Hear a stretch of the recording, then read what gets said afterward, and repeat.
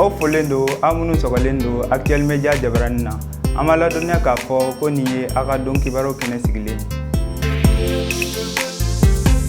an bɛ kunnafoni daminɛ ni an ka jamana kɔnɔna ko kibaru ye an ka minisiri min ka baara ɲɛsilen bɛ an ka jamana kɔnɔna diinɛko ani laadalako ma a y'a yira k'a fɔ ko ka da jamana kalo kɔlɔsi jɛkulu ka hakili jagabɔ kan k'u bɛ Mali silamɛ jama ladɔnniya k'a fɔ kalo min n'a bɛ wele Muharam walima fɔcogoya wɛrɛ jɔminɛ kalo k'a ma ye sibiri don juin kalo tile 6 san 2024 Mali sigida si la o de kosɔn kalo Muharam walima jɔminɛ kalo k'a bɛ daminɛ bi ntɛnɛn juin kalo tile 8 san 2024 silamɛw ka san kalo fɔlɔ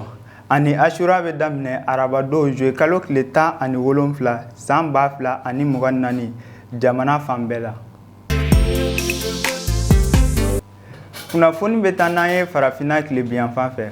o ka jɛkulu min bɛ wele CEDEAO o ka lajɛ 65nan kɔnɔna na Mali, Burkina ani Niger bɔlen kɔ CEDEAO la san 2024 la. U y'a yira k'a fɔ nin jamana saba in kɔnɔnaden bɛna sɛbɛn de ta sɛbɛn min n'an b'a wele nanzarakan na ko visa walasa u bɛ se ka taama ka taa CEDEAO jamanaw bɛɛ lajɛlen kɔnɔna na. Nin sariya kura in laseli kɛra CEDEAO commission ɲɛmɔgɔ fɛ.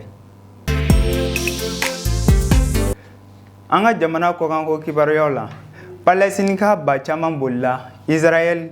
ka binkani cɛma Gaza Sahel tilebiyan fan fɛ waati min na Israel sɔrɔdasiw ye binkani ta k'u sɛgɛrɛ bi ntɛnɛn sɔgɔmada joona na kalo 3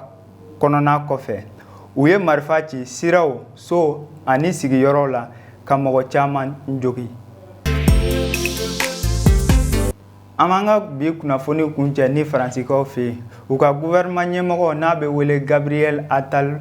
a taara ka baarabila sɛbɛn di Faransi jamana ɲɛmɔgɔ ma n'o ye Emmanuel Macron ye. Mantiɲɔn tigi n'o ye Gabriel Attal ye a ye nin waleya in kɛ ka da u ka wasadon ka kalata jaabi bɔli kɔfɛ o min bɛnna jamana ɲɛmɔgɔ ka mɔgɔw ka duguma sara cɛli ye. Faransi jamana ɲɛmɔgɔ ko k'a b'a ɲini gouvernement ɲɛmɔgɔ fɛ a ka to gouvernement ɲɛmɔgɔya la jamana ka basigi kama nin wagati in na. An b'a fɔ a ye nin de bɛ dansigi kɛ an ka bi don kibaru la aw bɛɛ lajɛlen folen don ka da aw ka ɲɛmadali la an b'a fɔ ko k'an bɛn a ɲɔgɔnna wɛrɛ ma. Ce flash vous a été présenté par ETS, Sistra Technologies et l'Université Bazo.